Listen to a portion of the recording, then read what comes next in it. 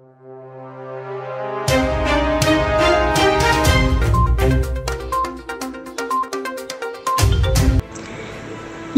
मंत्रालय में राष्ट्रपति रामनाथ कोविंद, प्रधानमंत्री नरेंद्र मोदी, केंद्रीय शिक्षा मंत्री रमेश पोखरियाल निशंक, राज्यों के राज्यपाल एवं उपराज्यपाल तथा राज्यों के शिक्षा मंत्रियों के साथ उच्चतर शिक्षा के रूपांतरण में राष्ट्रीय शिक्षा नीति 2020 की भूमिका पर आयोजित वीडियो कॉन्फ्रेंसिंग में मुख्यमंत्री हेमंत सोरेन भी शामिल हुए।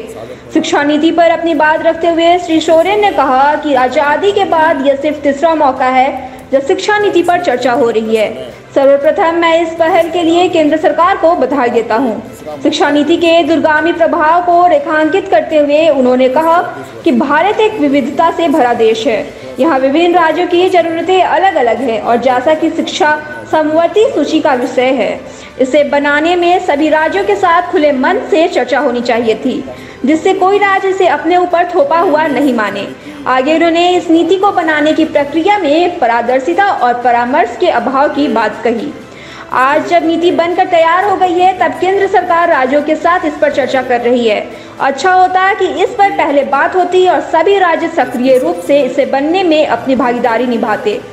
सोरेन ने अपनी चिंता जाहिर करते हुए कहा कि विगत कुछ समय से कई सार्वजनिक संस्थानों के निजीकरण के निर्णय, कमर्शियल माइनिंग पर केंद्र सरकार के एकतरफा निर्णय आदि के बाद अब नई शिक्षा नीति के नियम में राज्यों से सलाह मशवरा का अभाव मुझे सहकारी संघवाद की बुनियाद पर आघात प्रतीत होती है। छोड़ दिया जाए, अगर उसे नज़रअंदाज करते हैं तो फिर ये बहुत बड़ा नुकसान का कारण भी भविष्य में बन सकता है।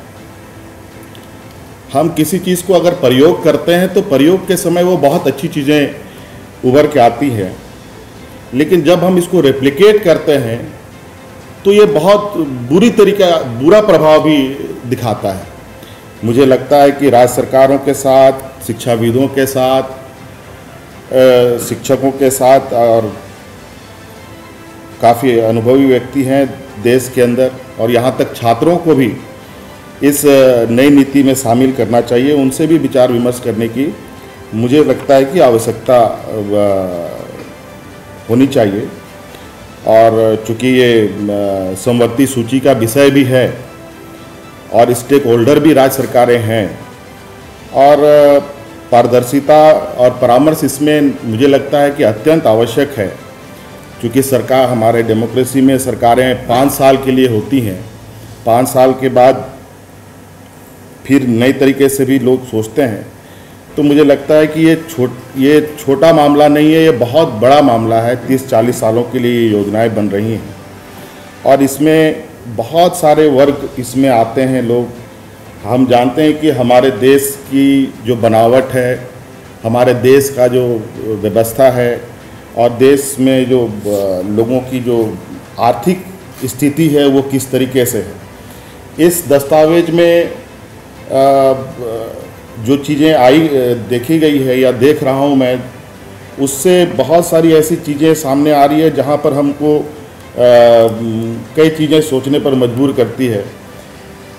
क्योंकि केंद्र सरकार और राज्य सरकारों में के बीच में जो आज तक का जो शिक्षा के व्यवस्था में जो संबंध रहे हैं, उसमें खास तौर पर जो आर्थिक व्यवस्था है जिसमें धनराशि की आवश्यकता पड़ती है, राज्य सरकार और केंद्र सरकार दोनों मिलकर वहन करती हैं। मौजूदा स्थिति में जिस तरीके से स्थिति बनी है, केंद्र सरकार और राज्य सरकारों के बीच में जो समन्वय बना, पहले 75-25 का रेशियो होता था, फिर बाद में के वो जल करके राज्य सरकारों पर बोझ बढ़ने लगा और धीरे धीरे ये इस तरीके से होने लगी। लगता है कि आने वाला समय में पूरी बोझ राज्य सरकारों को ही उठानी पड़ेगी। इसमें इतने बड़े रिफॉर्म्स में किस तरीके से राज्य सरकार और केंद्र सरकार की हिस्सेदारी होगी, ये स्पष्टता नहीं है, ये स्पष्ट होना चाहिए था। और चूँकि हमारे प्रधानमंत्री देश की मजबूती के लिए राज्य की मजबूती के सिद्धांत के पक्षधर हैं और इस पॉलिसी में जिस तरीके से निजीकरण की भी कुछ बातें आई है, उस निजीकरण से थोड़ी सी मुझे लगता है कि हमारे जो फेडरल सिस्टम है उसमें थोड़ा सा कहीं आघात ना हो, ये भी हमें ध्यान देने की आवश्यकता होगी।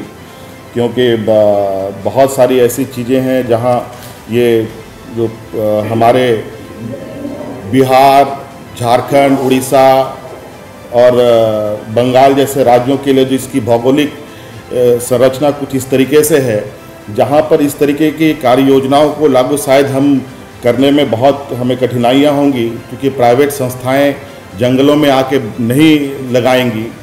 अगर किसी भी तरीके से आती भी हैं तो उस जगह पर आएंगे जहां लोगों की संख्या अधिक हो, घनत्व अधिक होगा। और जिस तरीके से इस पॉलिसी में मल्टी डिसिप्लिनरी सब्जेक्टों के विषय में भी कहा गया है, डिस्ट्रिक्ट लेवल में भी खोलने की बात कही गई है, वो किस तरीके से होगा ये भी एक बहुत बड़ी चुनौती है। क्योंकि अभी हमारे पास शिक्षकों का जो अभाव है, जिस तरीके से कहा जाए कि अभी हम लोगों ने शिक्षा व्यवस्था को जिस तरीके से पसार रखा है, इसको अभी हम समेट भी नहीं पाए हैं। हम एक नई रास्ते की ओर जा रहे हैं। और चूँकि हम जानते हैं, जैसे कुछ आंकड़े हमारे पास हैं, लगभग देश में 14 करोड़ लोग किसान हैं, 10 करोड़ लोग जो भूमिहीन हैं, 15 करोड़ लोग जो खेतीहर मजदूर हैं, जिनके पास मजदूर तो है लेकिन उनके पास ज़मीनें नहीं हैं। ऐसी स्थिति है।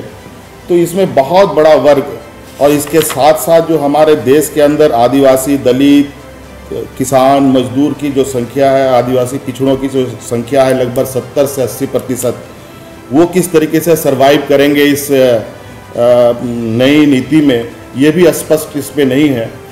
और मुझे लगता है कि पॉलिसी जिस तरीके से, जहाँ तक मैं गलत ना हूँ, तो पहले ये पॉलिसी लगभग 400-500 पन्नों का बना था और अभी ये पॉलिसी 100 पन्नों पे आया हुआ है। और इसका जो इम्प्लीमेंटेशन का सवाल होगा, ये एक बहुत बड़ी चुनौती होगी। और इसमें कहीं ना कहीं जो चुनौती है, उस चुनौती के लिए बहुत माइक्रो लेवल में बात करने की आवश्यकता है। इस पे अच्छी बात है एक जो आप लोगों ने इस पे चिन्हित किया है, क्षेत्रीय भाषाओं को, अपनी भाषाओं को पढ़ने की बात। लेकिन ये एक बहुत बड़ा इसमें भी चुनौती है, जिसमें कुछ इस नीति में जो मैं देख रहा हूँ कि जो 8वीं अनुसूची में दर्ज जो भाषाएं हैं उनको हम आगे बढ़ावा देंगे, लेकिन जो भाषाएं और जो बोली जाती हैं जो अभी 8वीं अनुसूची पे नहीं है, शामिल हैं, उन सब के साथ क्या होगा, ये भी बहुत बड़ा चुनौती होगा। वो किस तरीके से कल बातें समायोजित की जाएंगी, ये भी मुझे लगता है कि इस विषय पर भी चर्चा होनी चाहिए। क्योंकि हम क्षेत्रीय भाषाओं को पढ़ाने के लिए ना हमारे पास सामग्री पूर्ण रूपेण है, ना हमारे पास शिक्षक हैं, और ये एक बहुत बड़ा तबका, कहीं इसमें उनके साथ अन्याय ना हो, ये भी हमें ध्यान देने की आवश्यकता है। और सर, जहाँ तक मैं जानता हूँ, देखिए 2010-11 में शिक्षा नीति को निजीकरण को लेकर के बात लाई गई थी, और मुझे लगता है कि अभी मौजूदा केंद्र सरकार भारतीय जनता पार्टी की है। उस समय आप लोगों ने इस निजीकरण का पुरजोर विरोध किया था, इसका विरोध हम लोगों ने भी किया था। इसलिए ये सिर्फ राजनीतिक कारण नहीं होना चाहिए, बल्कि हमको जन भावनाओं के प्रति जो हमारी जिम्मेवारी है उसके साथ हम आगे बढ़ें तो ज़्यादा बेहतर होगा। क्योंकि हमारे देश का जो लोगों का आय का जो स्रोत है, मुझे लगता है, जहां मैं लगभग थोड़ी बहुत आंकड़े जानने की कोशिश कर रहा हूं, 7-8 हज़ार रुपये का लोगों का आमदनी है। और जो कॉलेजेस लाखों रुपये उनके फीस के हों, तो वहाँ पर हमारे आदिवासी, दलित, पिछड़ा, गरीब किसान का मजदूर कैसे पड़ेगा, ये थोड़ा कहना बड़ा मुश्किल है।